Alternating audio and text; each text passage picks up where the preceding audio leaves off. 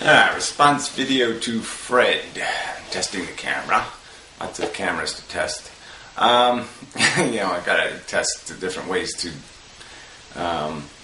whether I should not edit these videos, but re-render them before I upload to YouTube. It seems like YouTube doesn't convert them as well as a regular editing software. But I have to see, time-wise, what it's worth doing.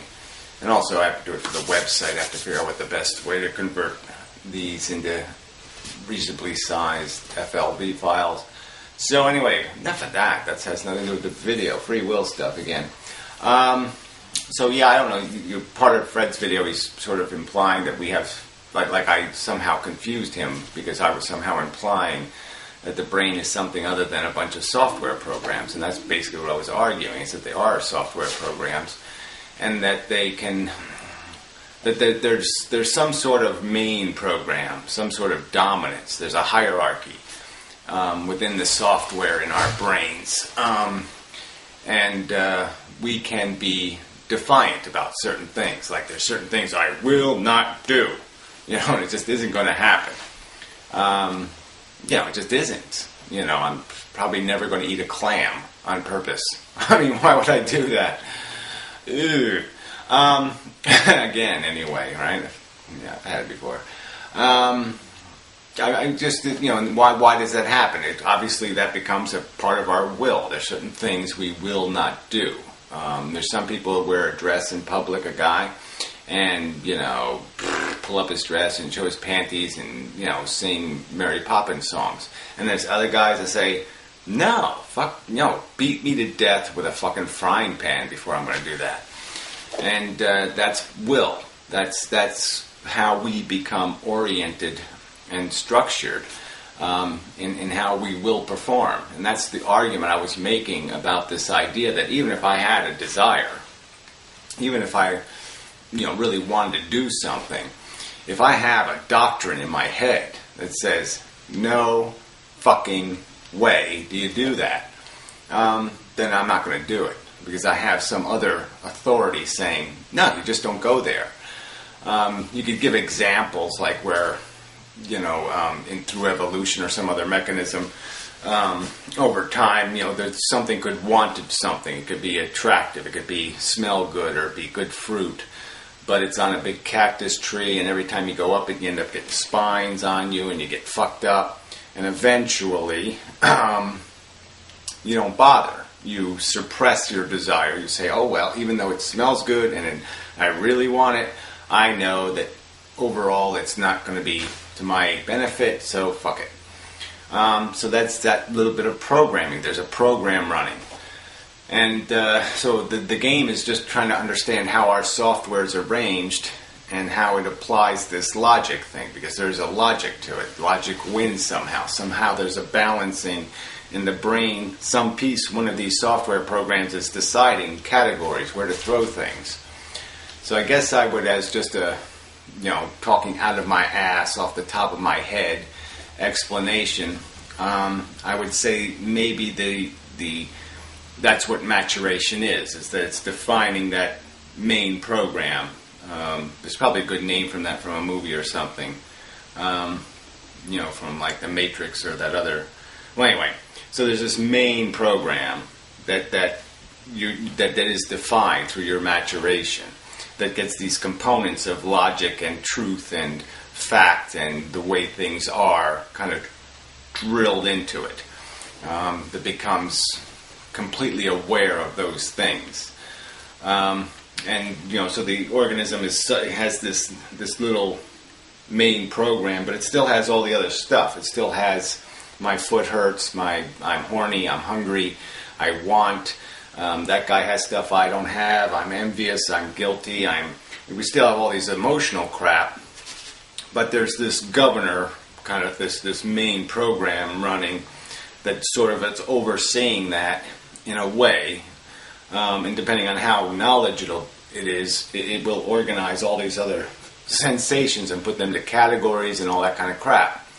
So I guess I would argue that the dysfunctional types, the types that are subject to whim and nonsense and bullshit, are people that have a very disorganized governor. That main program just isn't very good at understanding that an impulse is an impulse, that there's short-term versus long-term, that you don't compromise your long-term for some little short-term joyride. You don't take stupid risks. It does all this balancing, and people just have a really bad balancing program. There's that program that's always running is just full of a lot of the crap. It's just full of I want, I need, it never became a very good organizer. And so they are living almost like a dog or an animal. And that's why they behave almost like an animal, is because they just don't have that governor. They don't have that main program that's organizing their narrative, that's organizing their progression through their life, and putting things into categories and observing and judging the other crap that goes on and putting it in a category logically into its own narrative. So it's building itself as it's interacting, and it's picking out the key ingredients. And so let's just say it has a size limitation, like it can only use up this much memory, some portion of brain space it's allowed, almost like a tweet or Twitter thing or something. There's this limitation, and so it has to consolidate the best of. It's like the best of who you are, or what you've experienced, what you basically are, the basic human you are, the personality that you basically are. And that's what that piece of software becomes, that program. And it has ultimate authority. It has the power to say, move, do, act, function. It has control. Where these other programs just they can stick their hand up and say, I'm a program running that, thinks you're an asshole and would like you to be a better person, and I would like to have a little more attention paid to me because you're kind of an asshole and I want to get you motivated to be a better person. And, that program just can't force itself into the will. It has to wait until the main program says, yes, I recognize your integrity. You may be part of me. I will absorb who you are into my Borgness, and you will now be part of my human character. But that's sort of what we do in our lives. I mean, we glean little bits of knowledge and understanding and empathy and life experience, and we put all that together. It gets coalesced into this main program that's running. But there's still all these other little selfish ones, like I want a mansion and a yacht. I want girls in a bikini. I want blah, blah, blah, blah, blah, all this bullshit that's still running, still influencing, but it doesn't own you anymore. And you're, this discipline program, if we call it that, it says, no, you have to go to work, and you have to pet the dog, and you have to do this, and you have to blah, blah. It's a little list of chores, it creates that sense of obligation. It creates that identity. So anyway, I was never implying that there's anything else but software programs, but there is this question of how do they acquire dominance. How are they judged? How are they filtered? How are they gleaned and put into place? And so I guess my argument in the rapist argument or the child molester argument is still the same. There's a certain basic functionality that I think we can demand from people, and that is a recognition that you can't harm somebody else for your benefit, especially when it's overt, direct. There's no, it's not a calculated error, error of calculation or an error of judgment or any of this other kind of crap. It's just a flat out fucking error of basic acceptance of the rules of social existence. So, if you don't have that little piece of program running that says, I'm not allowed to take somebody else's welfare and consume it in a very direct manner, to be a selfish motherfucking bastard, in other words, then you're a dog, you're broken, you're an animal, you're a wild animal then, okay, and you belong on a leash or in a cage, but you don't earn liberty by behaving that way. You don't earn rights by behaving that way, and you can lose rights by behaving that way. And so it's an acceptance of their determinism, but it's also acceptance of their retardation. That somehow through their life they couldn't get that simple narrative, they couldn't get that part of their main program, was the idea that they aren't the center of the universe and they aren't here to just take from all these other equals in the world. And that's what it comes down to, is that they somehow haven't made that part of their dominant program. Their dominant program isn't, I'm going to live a good life. Their dominant program is, I want. And it doesn't go any further than that. There's nothing controlling that want.